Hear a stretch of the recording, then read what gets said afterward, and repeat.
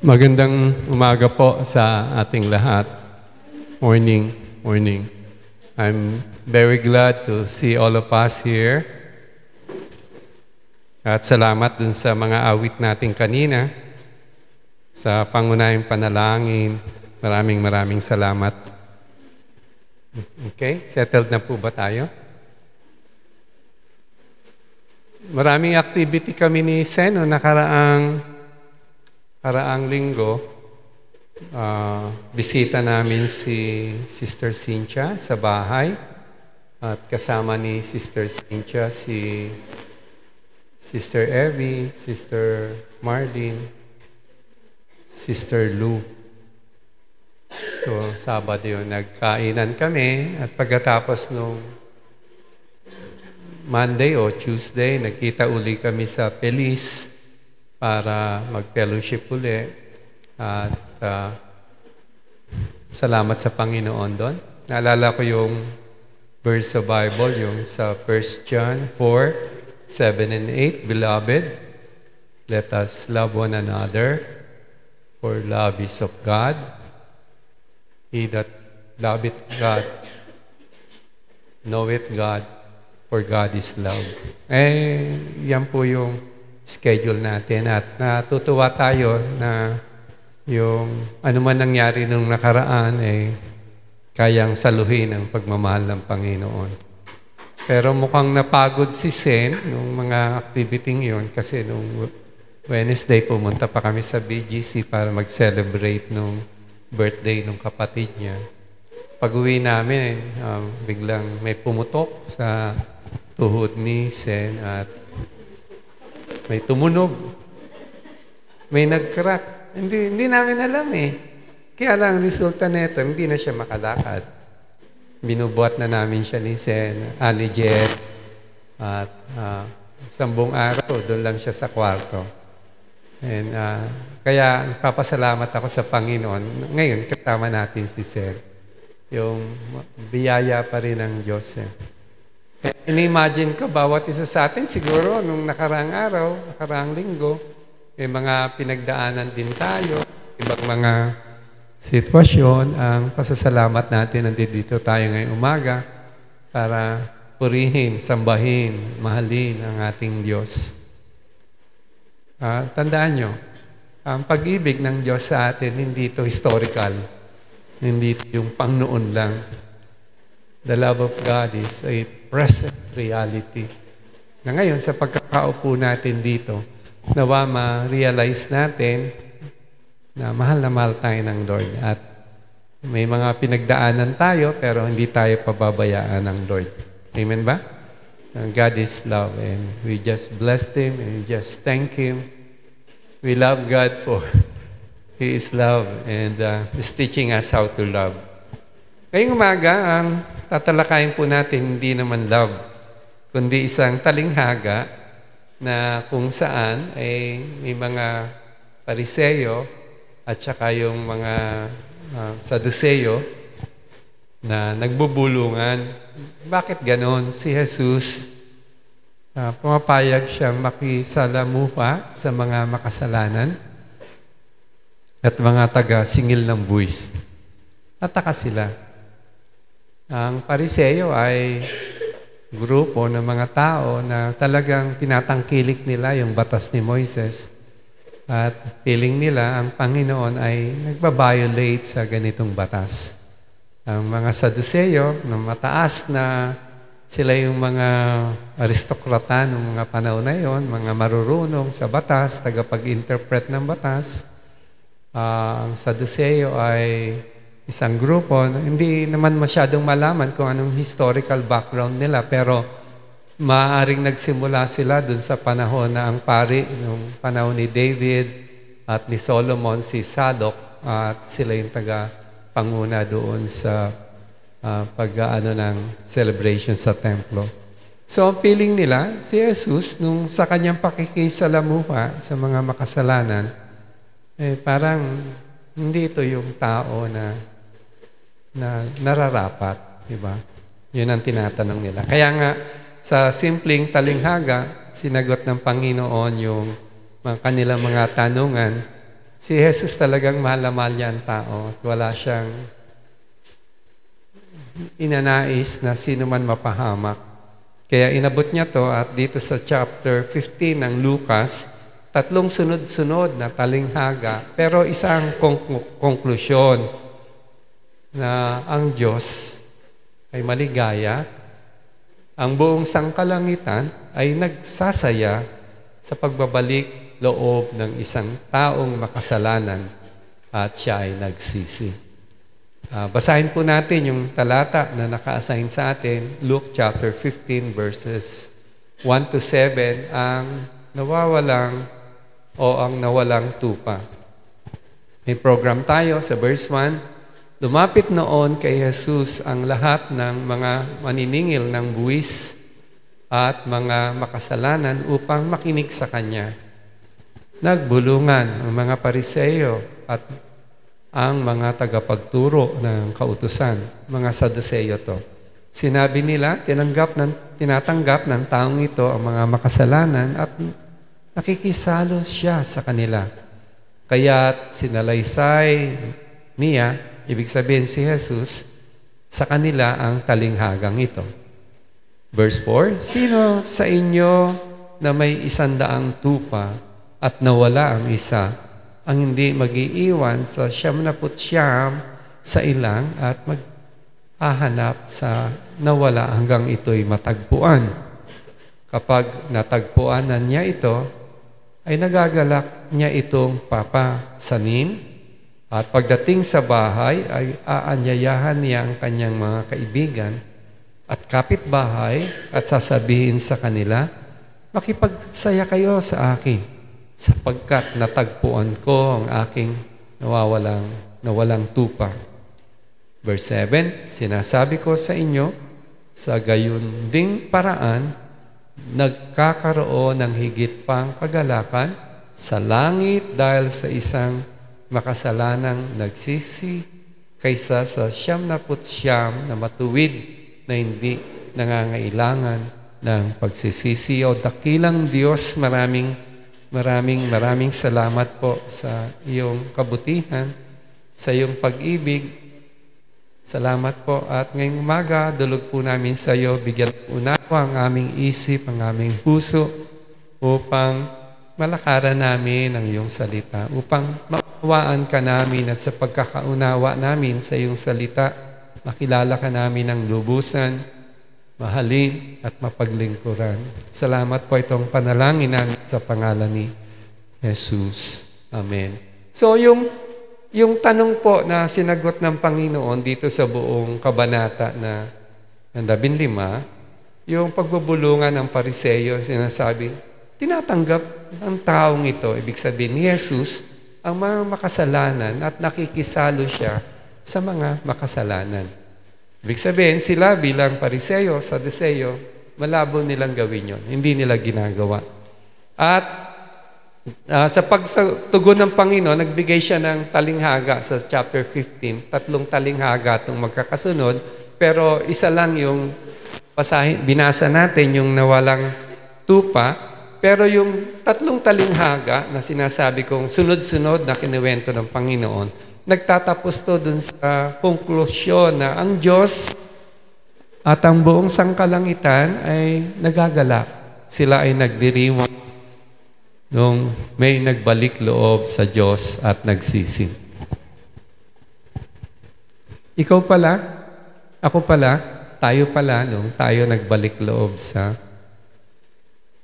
Diyos, nung tayo nagsisi sa ating mga kasalanan, nagkaroon ng pagdiriwang sa kalangitan. Kaya pala, nung tayo ay na-born again, naramdaman natin yung umapaw na kagalakan din sa ating puso. Naalala ko nung na-born again ako, tumitingin ako sa salamin kasi parang ang laki ng pagbabago sa aking buhay. Pero sabi ko, physically hindi ko naman makita.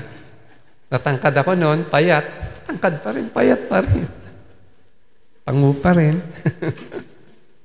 Pero sa puso ko, kakaiba yung kagalakan na dulot ng Panginoon. Noong tumingin ako sa labas ng bahay namin noon, kasi parang nagbago ang lahat. tingnan ko, napakapayapa nung sa labas at yung puso ko. May nagbago. Kaya nga nung tayo na born again, hindi ko alam kung anong karanasan nyo, pero imposibleng wala tayong nadamang kapayapaan o kagalakan. Sapagkat nung panahon na nagsisi tayo sa kasalanan natin, ang buong kalangitan, ang Diyos mismo, nagalak, natuwa sa ating pagbabalik loob.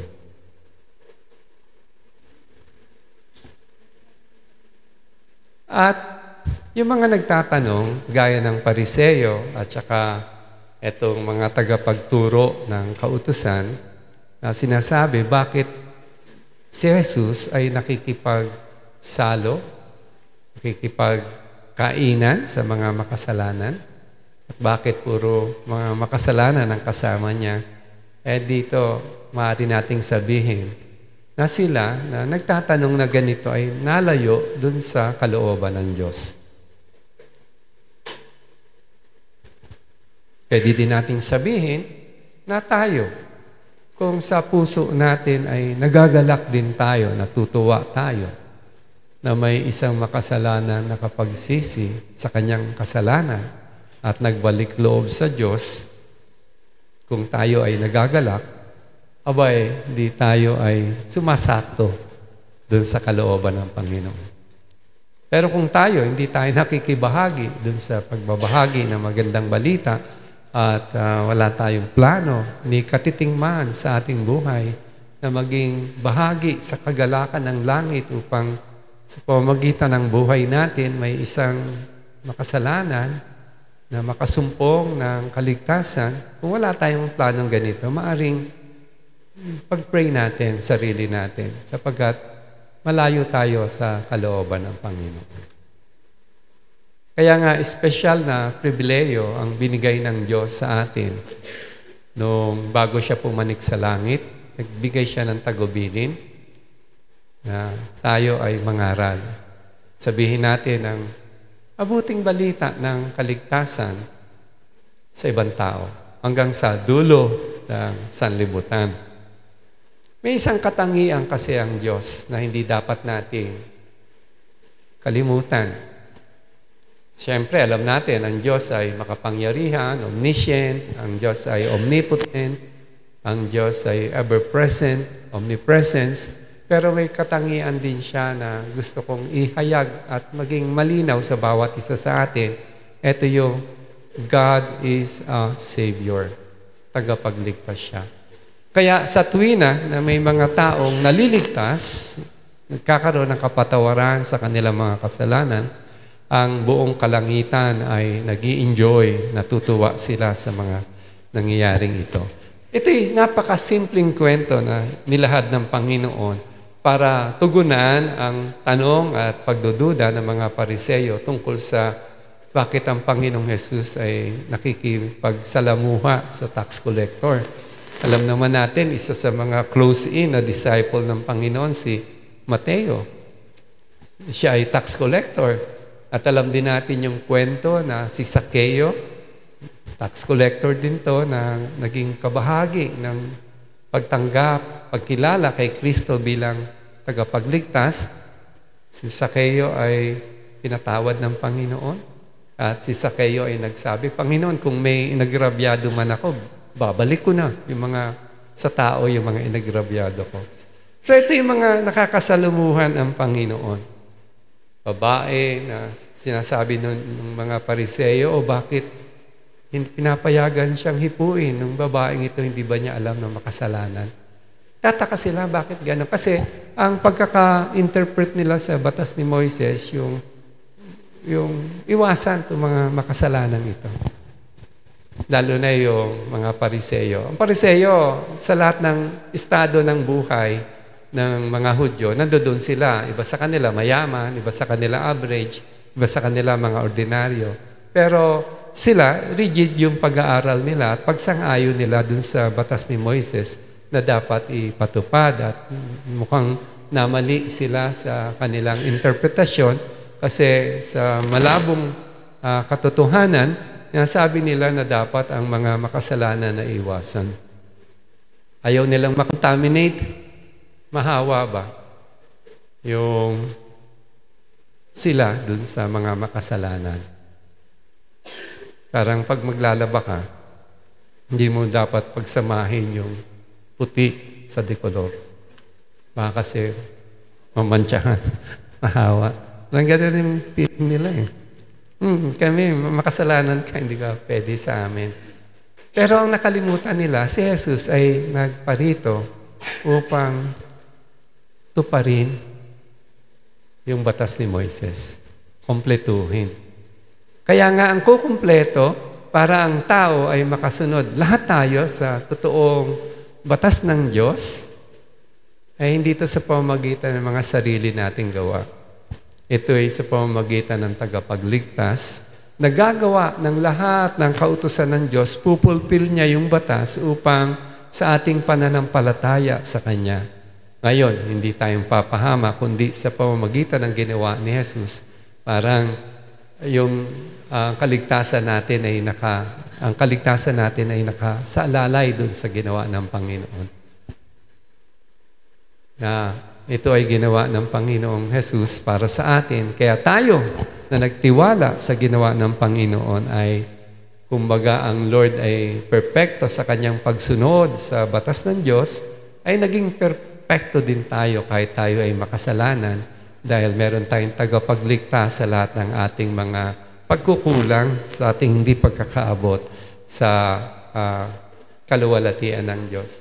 So, sa panahong yun, habang kinikwento ng Lord itong mga istoryang ito, malinaw sa kanila yung naging istorya. Ang mga Pariseo, mga eskriba, alam nila yung kwento, madali nilang maintindihan. Although, gusto kong ipagpauna na sa Biblia, ang Diyos kadalasan ay nire-refer siyang pastor. Diba sa Psalm 23, the Lord is my shepherd. At maging sa Isaiah o sa Ezekiel, sinasabi na ang Diyos ay pastor. Pero nung mga panahon na yon, yung trabaho ng tunay na pastor, yung talagang nag-aalaga ng mga tupa, isang maduming trabaho yan at hindi yan katanggap-tanggap dun sa mga Pariseo. Walang Pariseo o walang tagapag-utos ng batas ang pipiliin maging pastor ng tupa. Kasi mababang uri ng pagtatrabaho yan. Sa kanila, kumbaga sa laborer, yan yung pinakamababa.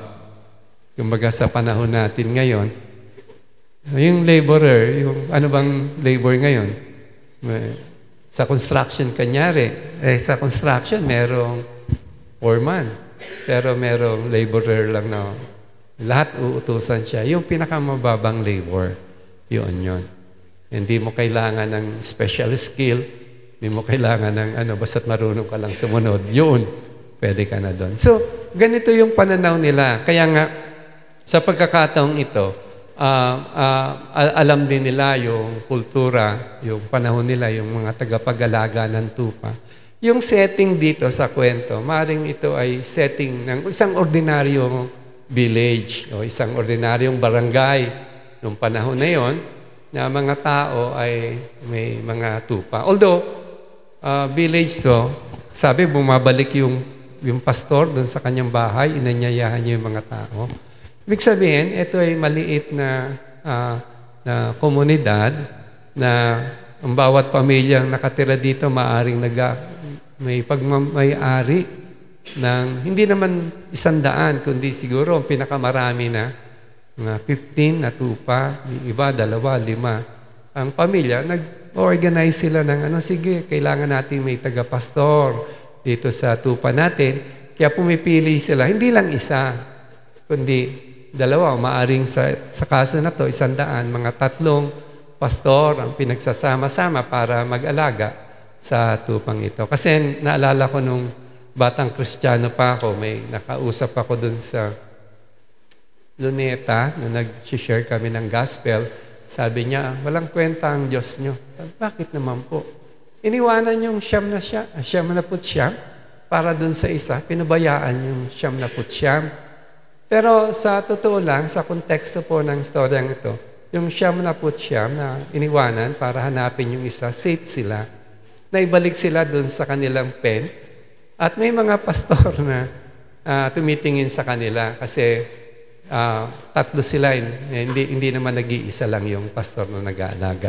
So, dito sa pagkakataong ito, ang mga namimintas, alam nila yung kwento ng mga proseso ng pagpapastor at alam nila na napaka-importante sa isang pastor, kung may batas man yung pagpapastor noon, ang isang pinakapangunahin dito, hindi mo dapat mawawala ang iyong tupa.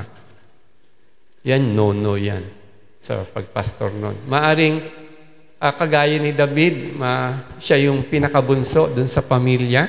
Kaya sa kanilang pamilya, siya yung ginawang pastor ng tatay niya. Maalala nyo, di ba, nung yung tatay ni David, inutusan siya para magdala ng pagkain dun sa mga kapatid niyang tatlo na sundalo ni Saul. Si Eliab na panganay, na sabi sa Bible, nung nakita ni Samuel ay hanga si Samuel dahil guwapo, matipuno, matangkad. Sabi ni Samuel, nung una nakita ni Samuel, siguro ito yung i-anoint ko bilang hari.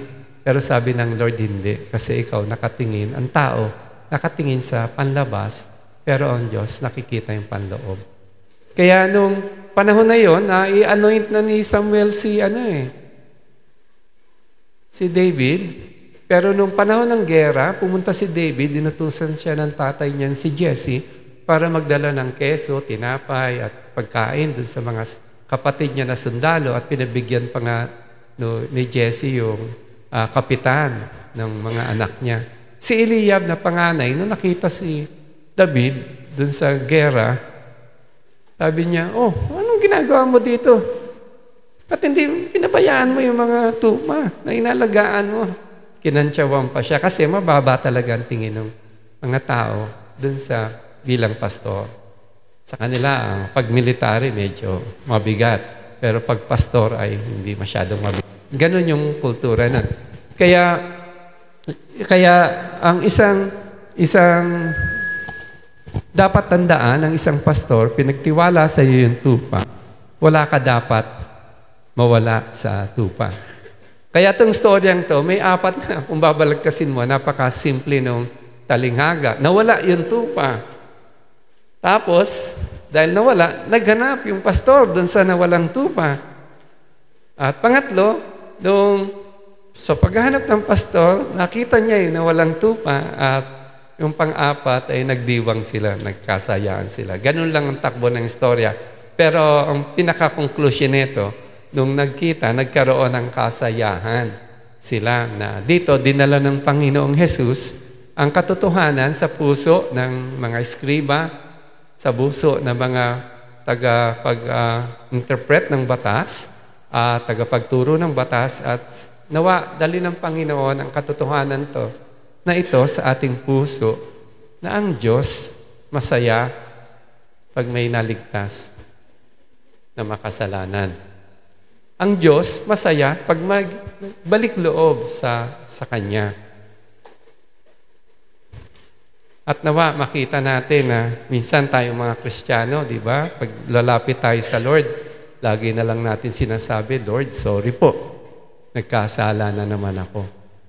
Minsan sabihin natin, Lord, nahiya na po ako sa iyo, guilty na naman ako sa mga kasalanan ko.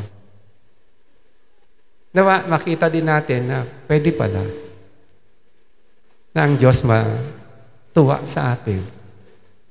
Pag ang buhay natin naging isang instrumento para sa isang makasalanan, magbalik loob sa Kanya. Kaya nga, alam niyo yung inutos ng Panginoon, yung tinatawag na Great Commission. Hindi ito para sa kaharian din niya lang niya. Ito'y para sa atin din. Maraming mga Kristiyano ngayon, alam niyo, tuyot.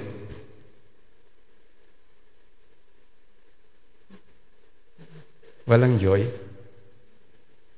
Ang Kristiyano malungkot.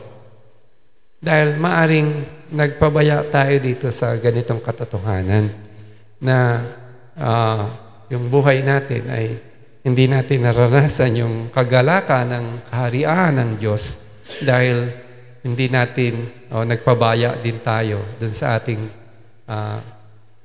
tungkulin o utos ng Diyos na ipagkalat natin o ipagsabi natin yung mabuting balita. Okay? So, unang punto, nawala yung tupa. No nga to sa mga pastor. Kaya pag nawala ang tupa, kailangan na hanapin ng pastor ang tupa. So, yun yung ginawa ng pastor.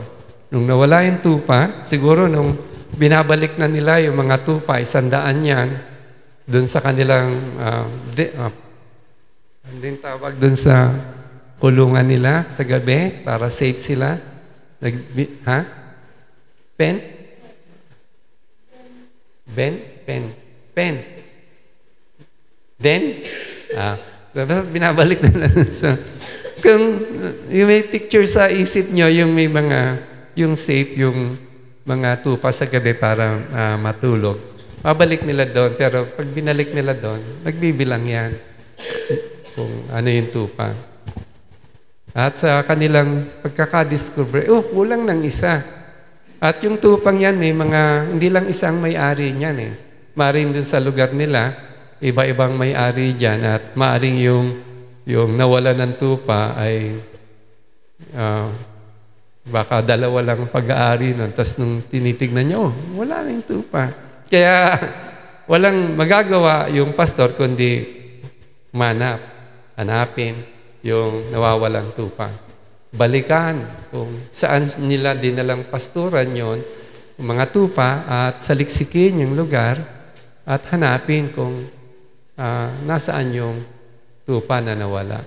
Delikadong punto itong paghahanap kasi yung tupa, pag madumi na yan, halos kasing kulay na yan ng lupa o ng bato dun sa paligid nila. Kaya ang hirap na trabaho to, pero mahirap man, yan yung unang requirement sa pastor.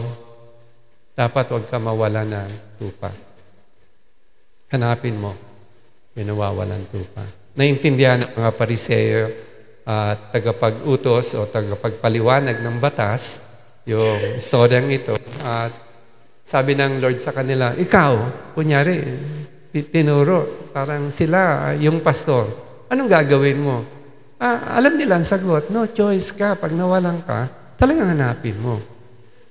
So, hinayaan ng Panginoon ang bawat isa sa kanila na nagtatanong, bakit ka nakakasalamuha dyan sa mga makasalanan at maniningil ng buwis para iset up ng Panginoon yung kanilang tamang katinuan dun sa katotohanan na ang Diyos naghahanap sa mga makasalanan upang magkaroon sila ng pagkakataon na makapagsisi sa kanilang kasalanan at magkaroon sila ng kaligtasan.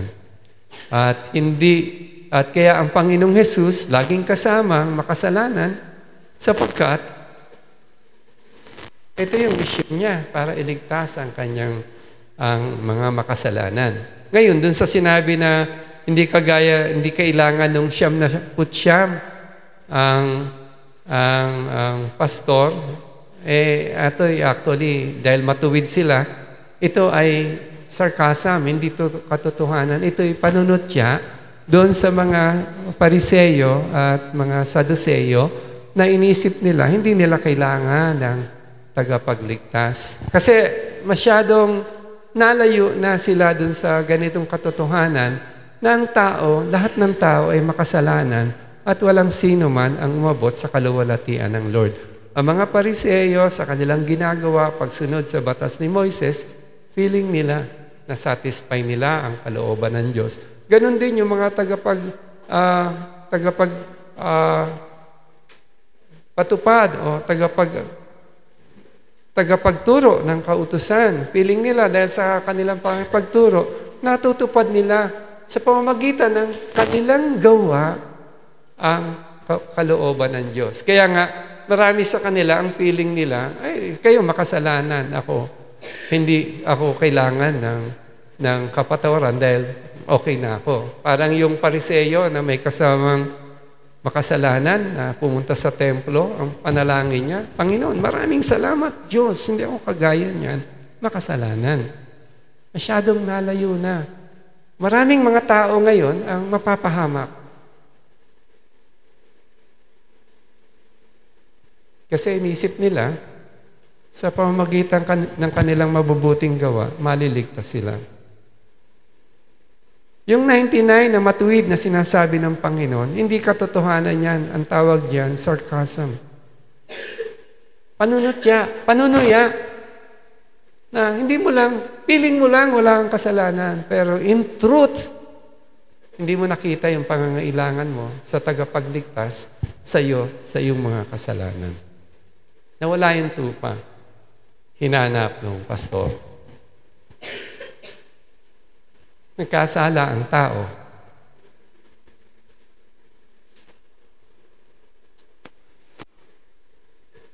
Bumaba sa lupa ang Panginoong Jesus, katawang tao, para pagbayaran yung ating mga kasalanan.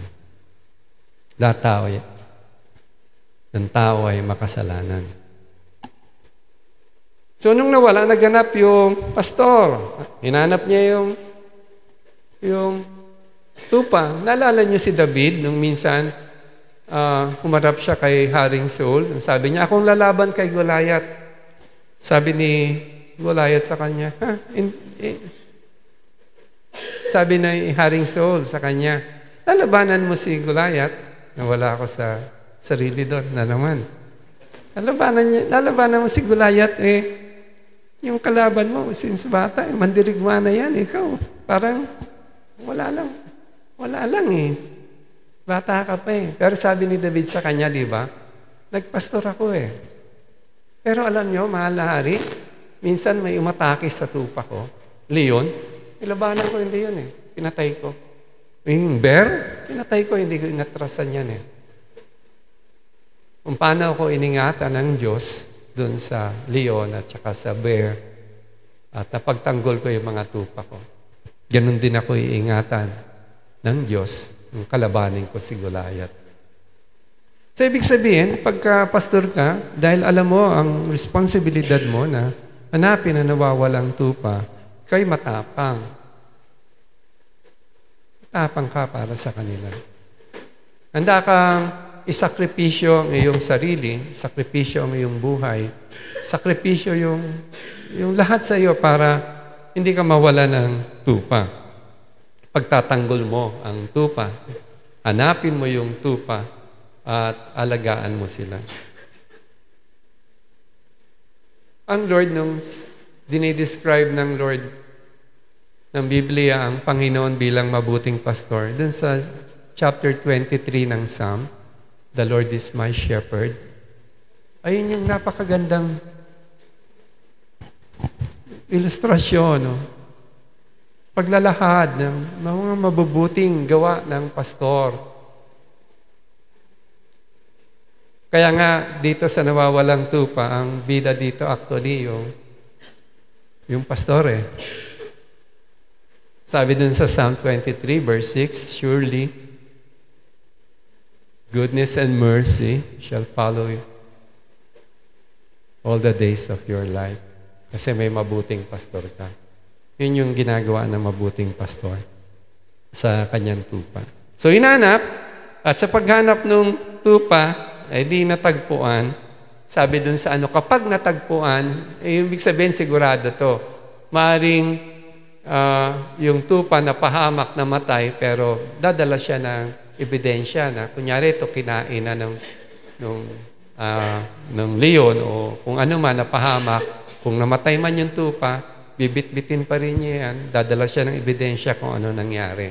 Kaya dito sa pangyayaring ito, nung nakita ng pastor ang kanyang tupa na nawawala, papasanin niya sa kanyang balikat at ibabalik niya dun sa kanilang kanlungan. Hindi madaling trabaho. Pero niyo isipin niyo, gabi, hinanap niya at palabato yung lugar, malayo yung lugar, pero tsinaga niya, hinanap niya. At nung nakita niya, papasanin niya yung tupa sa kanyang. Ang bigat nito, ang tupa siguro ang average weight nun. Imagine niyo 70 to 75 pounds. Medyo mabigat. Ilan ba ang timbang mo ngayon? 210. Anong timbang mo ngayon? Pero ang pasan-pasan mo, 70. Pag si Luis, yung embrace sa akin, yakap yan, napapaluhod ako mabigat. Hindi ko nasabihin yung weight ni Luis, magalit sa akin yan. Mabigat Pero imagine niyo yung sakripisyo nung pastor, di ba? Papasalin niya sa kanyang balikat at ibabalik niya dun sa kanyang lugar. Sakripisyo talaga. Ginawa ni Jesus para sa atin yan Sabi din sa Hebrews, si Christ, who for the joy that was set before Him, endured the cross. Yung pastor dito, habang pinapasan niya yan, hindi siya nagre-reklamo. Ang bigat-bigat naman ito. Babalik ko na naman. Nahirapan na ako. Wala siyang reklamo. Tuloy, kahit mabigat yon, masayang-masaya siya. Dahil nakita niya yung nawawala. Ganon din si Kristo. Nung siya nabayubay dun sa krus ng Kalbaryo, mahirap yun. Hindi madali yun. Pero na-enjoy niya dahil merong galak na naghihintay para sa kanya. There was a joy that was set before Him, sabi dun sa Hebrews. Ayun yung makita ka, Sister Jazz. Makita ka, Sen, naligtas. Makita tayo na nagbalik loob, nagsisi sa ating mga kasalanan. At ngayon, sumasamba sa Kanya. That was His joy. Nakita tayo ng Panginoon. Alam niyo ba yung simbolo ng Kristiyano ng mga unang panahon? Ngayon, ang simbolo ng pagiging Kristiyano, minsan nag-wear pa kayo nun ni Quintas, yung cross. Di ba? Nag-wear kayo yung cross. May, may Quintas ako, may cross Tapos, paglalabas ng iba yung mga prayer chain nila, may cross din Sumisimbolo sa pagiging Kristiyano. Pero alam niyo ba, nung mga unang panahon, ano ang simbolo ng pagiging Kristiyano? May idea kayo? Isda, oo. Isa yan sa mga fishers of men. Isa sa mga simbolo. Ano pa? Nakikita niyo to sa Bible story. Yung isang pastor, bit-bit ang tupa sa kanyang balikat. Yan yung mga simbolo ng pagiging Kristiyano. Kaya kung kayo medyo palasak na sa inyo yung cross, magandang isipin din. Di ba may mga picture noon sa Bible, sa Sunday school, yung shepherd, bit-bit yung tupa. Iba nga, in-exaggerate yung tupa, ang taba-taba, tas yung pastor, ang liit lang. Bit-bit niya yun. Parang, mahirap kasi yung ginagawa niya, pero bakit niya ginagawa? Kasi masaya siya dun sa ginagawa niya. Ganon din si Jesus, nung namatay siya, nabayubay siya dun sa krus ng Kalbaryo. Nung hiniya siya, ininsulto siya ng mga tao. Dinuroan siya, ginulpi siya. Hindi madali yon, pero sabi ng Biblia, there was a joy that was set before Him. Yan yung kaligtasan natin. Kapon si Sen, dahil hindi nga siya nakakalakad nung mga nakarang araw. So doon lang siya, complete bed rest siya, nakahiga lang siya. Pagtatayo siya, may aalalay pa sa kanya. Pag may upo siya, may alalay sa kanya. Tapos pagkakain siya, dadalang ko ng pagkain. Siyempre, bago mo dala ng pagkain, luluto mo muna yung pagkain. Tapos pagkatapos niyang kumain, dilinisin mo lahat yung pagkain. So ganun lahat. Sabi ni Sen sa akin, Ray, hindi ka ba papagod sa ginagawa? Sabi ko, never my love. Di ba? Pag mahal mo yung isang tao, hindi hindi pabigat yan It's a joy to do. Ganon din ang Lord Hindi naging pabigat sa Kanya yung cross dahil it's a joy to do. Ganon din nung nakita niya yung tupa na wala, It's not burdensome. Ganon din ang mga Kristiyano, sabing ganon ni John, to obey God's law is not difficult. It is not burdensome. Tayo, pag sumunod tayo sa Lord, hindi naman mahirap para sa atin yan. Dapat, hindi yan pasakit sa atin, kundi isang joy para sa atin. Kasi mahal natin ang Lord di ba? Hindi naman, halimbawa, pipiliin ka. Ikaw, anak, sabing gano'n ng Word of God, honor your parents. Minsan mahirap gawin. Pero pipiliin mong i-honor pa rin yung parents mo. Bakit? Kasi sinusunod mo ang salita ng Diyos dahil binago ka na niya. Ang worship naman natin, hindi yung puro kanta lang tayo. Minsan, malaking pagkakamali yung isipin mo na pag kumakanta ka, that's worship. No, living your life in obedience to God's Word, following God's command, that is worship to God. At tutokso ka, mandaya, sa school, lahat naman sila may kodigo. Ako, hindi ako mapag-aaral, kodigo na rin ako. Alam mo, mali, hindi mo ginawa. Because in your heart of hearts, gusto mong i-present yung sarili mong maayos sa Panginoon. Gusto mong mandaya sa negosyo? Shortcut ko to. Gusto kong kumita. Mali yung gagawin mo. You choose not to. Not because you want to be man-pleaser, but because you want to be God-pleaser. Noong meeting namin kina Sister Cynthia, nagkaroon ako ng pagkakataon, nasabihin sa kanilang, mahal ko kayo. Yung ginagawa ko noon, it's because I love you. Mahal ko kayo. Na-misinterpret nyo? Hindi, hanggang ngayon, titindigan ko, I do what I do because I believe that's God's Word. And I'm doing that because I love you. Mahal ko kayo. Diba ganun? Ito din to pa, makikita mo yung saya sa Kanya, sa Kanyang ginagawa, kahit mabigat, pero kinaya niya. Kaya tayo din, mga born-again believers, tayong mga Kristiyano, kaya nating sumunod sa Lord. Kaya nating sundin ang Kanyang kalooban. Kaya nung dun sa panghuling bahagi, nagkasayahan sila.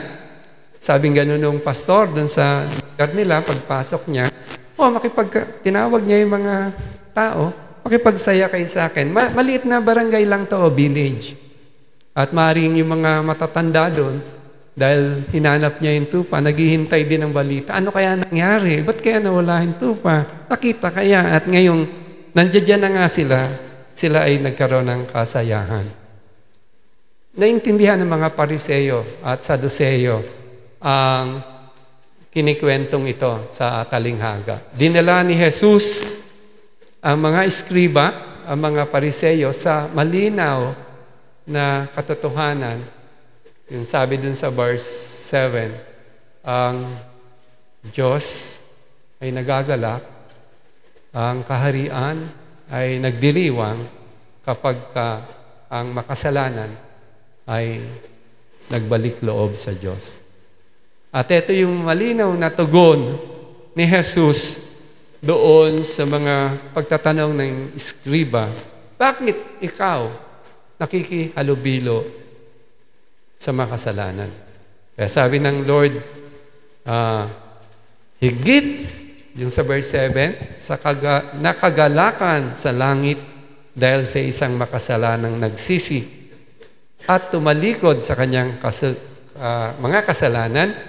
Yung susunod na sinabi ng Panginoon, sarcasm to, kaysa 99 na matuwid na hindi nangangailangan magsisi. Sabi ko nga, walang matuwid. Lahat ay nagkasala. This is sarcasm.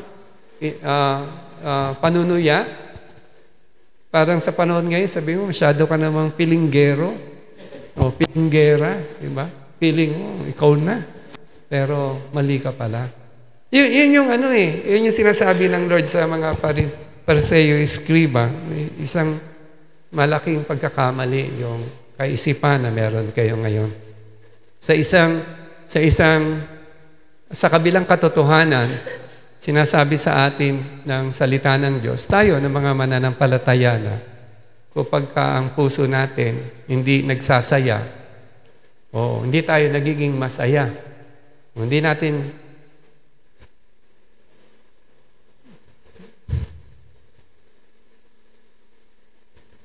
binabahagi ang mabuting balita ng kaligtasan sa iba upang sila din ay makasumpong ng kapatawaran sa kanilang kasalanan.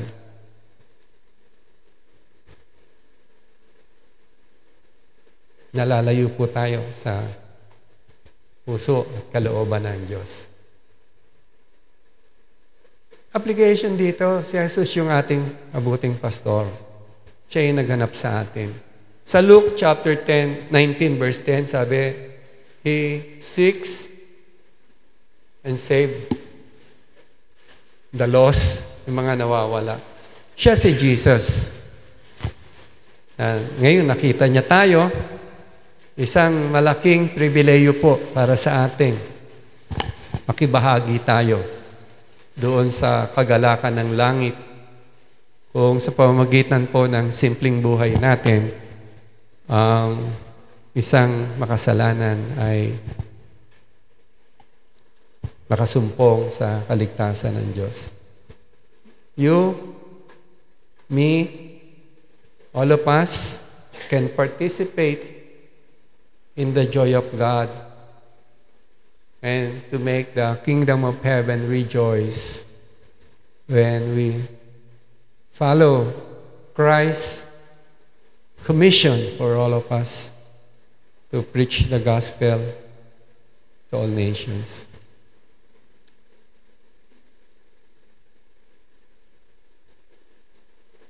'66 na ako, si Sen medyo pareho kami senior. Hindi ko na sabihin yung eksaktong edad niya. Galit pa sa akin pag uwi namin. Although hindi naman niya tinatanggi. Pero na born again ako nung 27 years old ako. Ay, sorry, 19. 27 years old pala nag-asawa kami ni Sen. Na born again ako nung 19 ako. So mahabang taon na ako ay naging Kristiyano. 19 minus 66. Hindi perfecto yung Kristiyano ako. Hindi perfecto. Hindi kagaya nyo. Perfecto. Ay, hindi rin. Sarcasm sana yun eh. Ibig sabihin, yung Christian walk natin, di ba, hindi naman perfecto. Ang dami nating lungkot pagka kakasala tayo. Wala namang Kristiyanong masaya sa kanyang kasalanan eh. Pag nagkasala tayo, ang pinakamalungkot na tao sa buong sanlibutan, yung isang anak ng Diyos na bumaksak sa kasalanan. Malungkot tayo dyan. Umiiyak tayo dyan.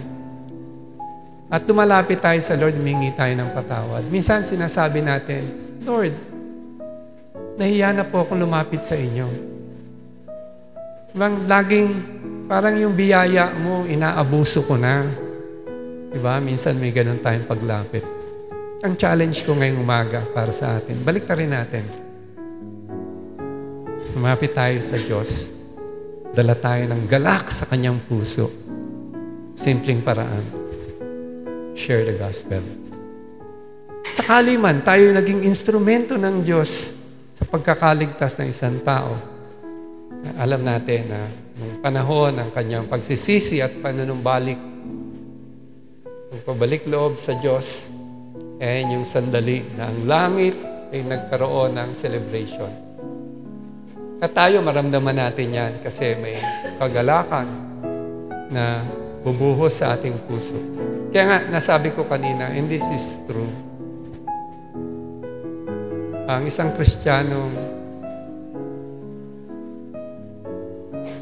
hindi nagpapagamit sa Diyos para mag-share ng mabuting balita ay malungkot na Kristiyano. Hindi mo naranasan paano ang kaharian ng Diyos, ang Diyos mismo, na pinakilala ang sarili niyang tagapagligtas. Handang umabot sa mga tao upang walang sino man ang mapahamak. Siya ay masaya din sa mga naliligtas. Na sa panahon ng ating pagiging Kristiyano, nagdulot tayo ng galak. Hindi lang puro, Lord, sorry po, patawarin mo ako sa aking mga kasalanan. Hindi nagdulot tayo ng galak sa Panginoon. Yung may isa na makasalanan, nagbalik loob sa Diyos. Amen po ba? Let's pray. Dakilang Diyos, maraming salamat po. Unang-una, Ikaw nagpatawad sa aming mga sala, naglinis sa aming mga buhay upang kami maging karapat-dapat. Kami ay hindi rin umabot sa kaluwalhatian mo, ngunit sa biyaya mo, kami ay iyong pinatawad. Dawa po, Panginoon, ang mensahe ngayong umaga, umabot sa bawat isa sa amin. Maging makatotohanan po sa amin itong salita mo na ang langit, Ikaw mismo, Diyos, ay nagagalak. Ang langit ay nagdiriwang kapag may isang makasalanan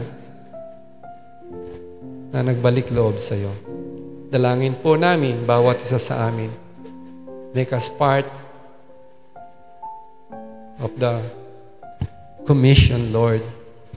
Patuloy mong ipaunawa, ipatanggap sa amin ang hamon na ito na ang buhay namin ay maging daluyan din ang pagpapala sa iba. Gaya naming makasalanan upang sila'y makasumpong ng buhay na walang hanggan. Lahat ng ito para sa iyong kaluwalhatian. Ito po ang panalangin namin sa pangalan ni Jesus. Amen.